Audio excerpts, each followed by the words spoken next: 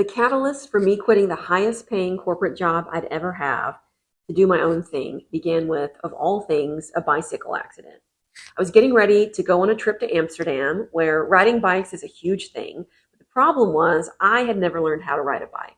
So before I went, I tried to learn, and I got in a really bad bicycle accident the day before I was scheduled to visit Amsterdam.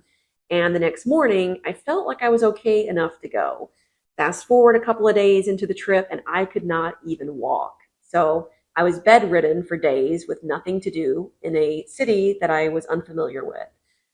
For years, I had wanted to start my own consulting business, but I'd been too scared to do it. But with these few days in bed, I decided just to look up if I would even be able to find work. And so I got on a couple of training forums, and long story short, I got two projects right away.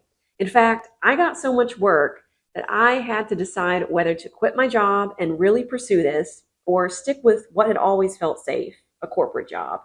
Doing projects on the side wasn't something that was really a possibility for me at the time, since I was a workaholic in my corporate jobs and I had no time for a personal life, let alone more work on the side.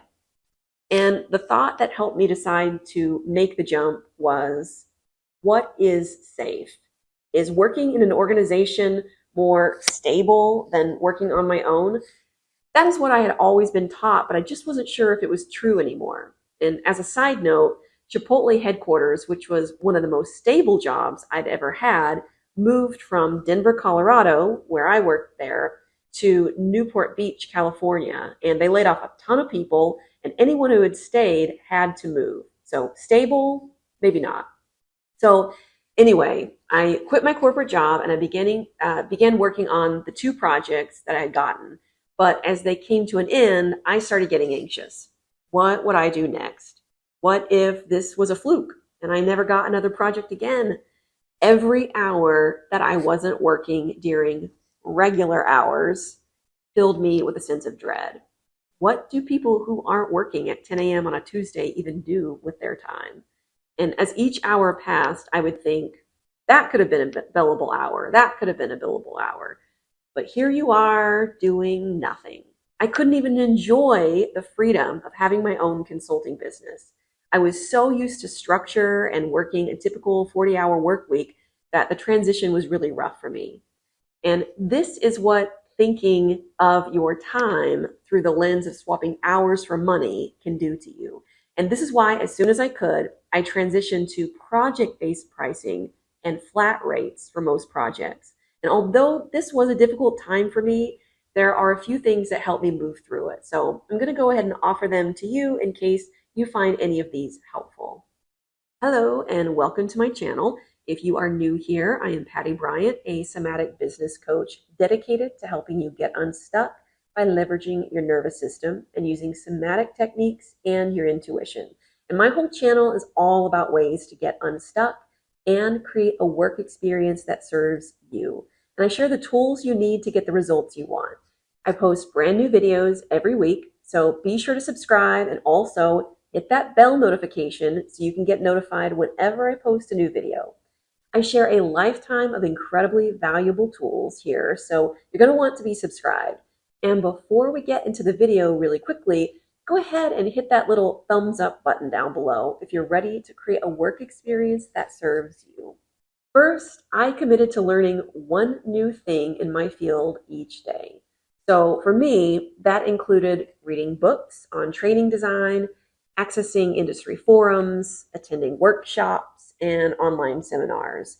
And the benefit I got out of learning something new every day was it increased my confidence, which is something I really needed in those early days.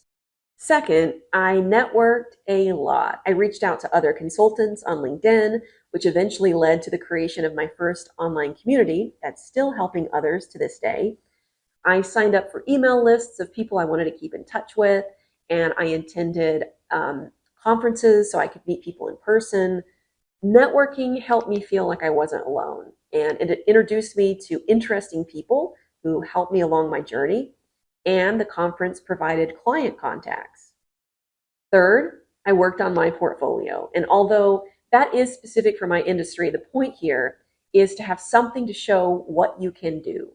Although all the work I had previously done was proprietary, I knew I needed a good, solid portfolio. And the only problem, motivation. I just couldn't seem to get motivated to make stuff up for a portfolio. So I took a trip to the mountains with a friend who was writing her dissertation at the time. And we worked all day, and at night we let loose. Went to dinner, all the fun things. So carving solid time in a new environment helped inspire me to get things done. And by the end of our trip, my portfolio was done. I contacted some agencies to see if I could leverage larger organizations to help me get some money coming in. I went to Google and I searched custom e-learning development pages, and pages of e-learning agencies came up. So I started a spreadsheet to keep track of who I reached out to. Every day I had a goal of reaching out to 5 agencies. And this actually helped me get a better night's sleep because I knew that I was doing everything I could to gain new clients. During this time, I also responded to open positions that corporations had posted on like their job posting pages. And I looked for remote training development jobs. And I reached out to the person who posted the job, and I let them know that while I wasn't interested in full-time employment, I could help them with X, Y, or Z. So whatever the job description stated they needed, while they found the perfect fit. So if you find yourself feeling anxious about starting your own business, maybe one of these actions will resonate with you. I really hoped you enjoyed this video, and if you did, be sure to give it the thumbs up and subscribe to my channel, and also hit that bell notification so you can get notified whenever I post a new video. And I love hearing from you and reading through your comments, especially your aha moments, because let's face it, these will come. So leave me a comment or a question below. You can also find me over on Instagram and TikTok if you want to learn more about me, my programs, how to work with me, and more. You can visit my website at pattybryant.com. Thank you for spending some time with me, and I'll see you again